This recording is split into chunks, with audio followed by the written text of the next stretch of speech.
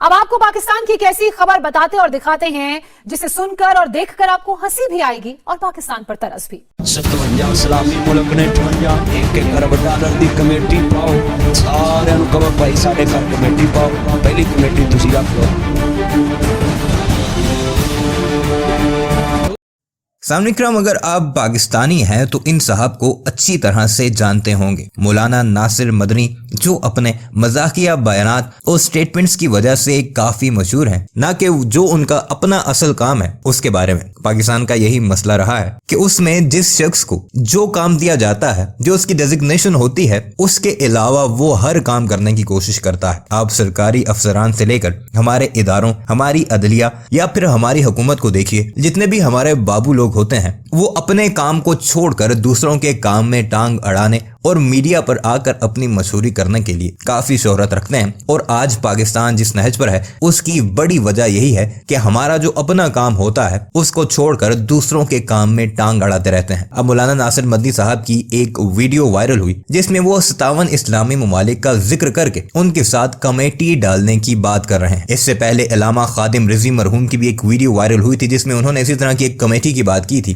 फिर गुज़श्ता दिनों उनके बेटे हाफिज साद रिजवी की भी एक वीडियो वायरल हुई जिसमें उनका कहना था कि एक हाथ में कुरान और दूसरे हाथ में एटम बम का ब्रीफकेस लेकर मुल्कों में जाओ और उनसे फिर बात करो, तब काम बनेगा। यानी इस तरह की बातें जो न सिर्फ पाकिस्तान का इंटरनेशनल फोरम पर मजाक बनाती हैं, बल्कि इससे हमारे इस तबके की मालूमात और इसकी संजीदगी का भी अंदाजा होता है कि जब ये वीडियो दूसरे ममालिक वाले खासकर भारतीय सुनते हैं तो फिर किस तरह का सोशल मीडिया पर पाकिस्तान का मजाक बनता है। आगे चलकर इसी वीडियो में आप भारतीय सहाफी ही की जुबानी सुनेंगे कि पाकिस्तान का अब बाकायदा मजाक बनाया जा रहा है सिर्फ इसी एक स्टेटमेंट को लेकर। और इस तरह की बेशुमार वीडियोस आपको भारत के सोशल मीडिया पर ट्रेंड करती नजर आएंगी जिसमें बड़े बड़े नाम मेजर गौरव वारिया, जनरल जीडी बख्शी वगैरह ऐसी वीडियोस का ही हवाला देकर पाकिस्तान का और पाकिस्तानियों की सोच का मजाक उड़ाते हैं। और इसके पीछे उनका कोई कसूर नहीं, हम खुद कसूरवार हैं कि हमें मईशत का अगर नहीं पता तो उस पर बात करने की क्या जरूरत है। बहरहाल इस बारे में अपनी राय का इजहार जरूर कीजिएगा। आइए आपको लेकर चलते हैं और सारे मामले पर भारतीय क्या कहते हैं उन्हीं की जुबानी सुनाते हैं। दोस्तों, पाकिस्तान की सरकार दुनिया में हाथ पैर मार के थक गई है और पैसों का जुगाड़ नहीं हो रहा है। इस जुगाड़ को देखकर पाकिस्तान के मौलवियों का खून खोल रहा है और अब वो सलाह देने के लिए एक के बाद एक बड़ी स्टेटमेंट दे रही हैं जो पूरी वर्ल्ड में वायरल हो रही हैं। हाल ही में पाकिस्तान के एक मौलवी आए थे जिन्होंने कहा था कि एक हाथ में कुरान पकड़ो और दूसरे हाथ में परमाणु बम की टैची पकड़ो और दुनिया के देशों की यात्रा पर निकल पड़ो, देख लेंगे कौन सा देश आपको मदद नहीं करेगा।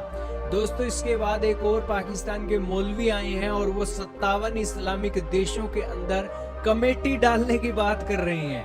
वो कह रहे हैं कि 57-58 इस्लामिक देश आप कमेटी डालिए $1-1 बिलियन की, और जो पहली कमेटी है वो पाकिस्तान वाले उठा लें और फिर एक साल करके वो जो कमेटी है देते रहें और इससे पाकिस्तान का भी गुजारा हो जाएगा और वो 57 इस्लामिक देश भी खुश हो जाएंगे और आपको कर्जा भी नहीं मांगना पड़ेगा।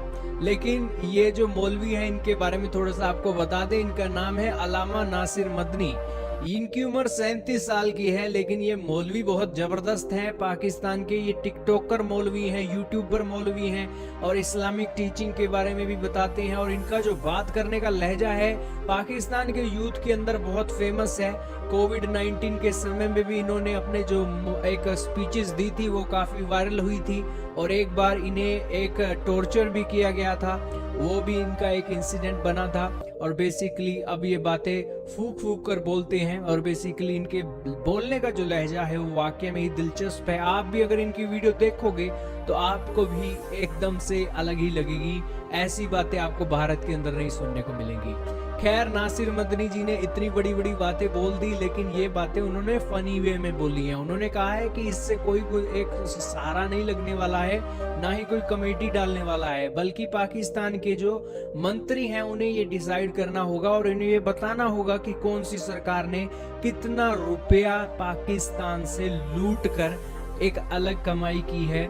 क्योंकि यहाँ पर पैसे तो दुनिया के दूसरे देशों से आप मांग रहे हो, लेकिन कर्जऊ आप नहीं बन रहे हो, कर्जई पाकिस्तान की जनता बन रही है। और मुझे तो ये डर है कि क़यामत के समय में क़यामत के समय में हमारा भगवान भी ये कह देगा कि ना भाई, इन्हें इन्हें इन्हें एक जन्नत के अंदर नहीं भेजना है, इन्हें तो वापस भेजो, क्योंकि इन्होंने काफिर मुल्क के पैसे खा रखे हैं। दोस्तों, पाकिस्तानियों के लिए जन्नत के दरवाजे बंद होने वाले हैं, इनका ये कहना है, क्योंकि बच्चे बच्चे के इन्होंने आज पैसे खा रखे हैं। और बेसिकली ये कहते हैं कि 57 इस्लामिक देशों में कमेटी डालने से कुछ नहीं होगा, आप बस अपने घर के अंदर दुआ कीजिए कि पाकिस्तान के हालात बेहतर हों। ये है दोस्तों सारी स्पीच, और बेसिकली 57 देशों के अंदर कमेटी डालने की बातें का आइडिया जो है बुरा नहीं है, लेकिन डर तो ये है कि जहां पर पाकिस्तान पहले इतने पैसे खा गया है, 57 बिलियन डॉलर पाकिस्तान के लिए कोई बड़ी रकम नहीं है, ये भी खाने में ये देर नहीं लगाएंगे। जिस पाकिस्तान के हुक्मरान बात बात पर एटम बम की बंदर गुड़की देते हैं, अब वहां के चरमपंथी भी एटम बम का खौफ दिखाने लगे हैं। वो भी किसी देश को नहीं, सीधे IMF को, जिसके कर्जे से पाकिस्तान की इकॉनमी चलती है। तहरीक लब्बैक के मुखिया मौलाना साद रिजवी ने कहा है कि अगर इंटरनेशनल मॉनेटरी फंड यानी कि वर्ल्ड बैंक कर्ज नहीं दे रहे तो घबराने की जरूरत नहीं है। दाएं हाथ में कुरान लीजिए और बाएं हाथ में एटम बम, और सीधे वहां पहुंच जाओ जहां उनका दफ्तर है, फिर देखो कर्ज कैसे मिलता है। मौलाना साद रिजवी की ये बात सुनकर पाकिस्तान में लब्बैक लब्बैक के नारे लगने लगे। साद रिजवी को आपने सुना, पाकिस्तान के कट्टरपंथी संगठन तहरीक लब्बैक के नेता के ये बोल थे, जो दुनिया को एटम बम की धमकी दे रहे थे। पाकिस्तान में कट्टरपंथ कितना बढ़ता जा रहा है, दो और तस्वीरों के जरिए आपको दिखाते हैं। 2 दिन पहले ही कराची की अहमदी मस्जिद पर लब्बैक समर्थकों ने हमला कर दिया, मस्जिद की मीनारों के ऊपर चढ़कर उन्हें तोड़ने लगे। अब एटम बम की धमकी वाला बयान भी इनकी तरफ से सामने आया।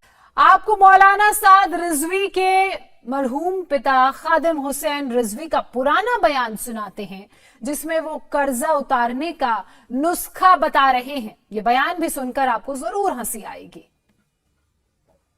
कर्जे उतारने का साढ़े कोल नुस्खा मैं आज दे रहा मुफ्त, मुफ्त नुस्खा है। वो पूरी दुनिया नु कहो भाई सूद चूंकि साढ़े इस्लाम में जायज कोई नहीं, तो सूद असी कोई नहीं देना, देखो सूद असी कोई ना नहीं देना, चलो असल पैसे देंगे, लेकिन उस वेले देंगे जिस दिन होंगे, जो तड़ी दे खान जो ना कि आओ भाई लो जी, पाकिस्तान का कर्ज उतर नहीं गया, सूद असी नहीं देना, अल्लाह रसूल ने सानू मना किया। तो जरा बड़ बड़ करे उनके असल पैसे देंगे, लेकिन उदों जब पाकिस्तान के हालात ठीक हो जाएंगे।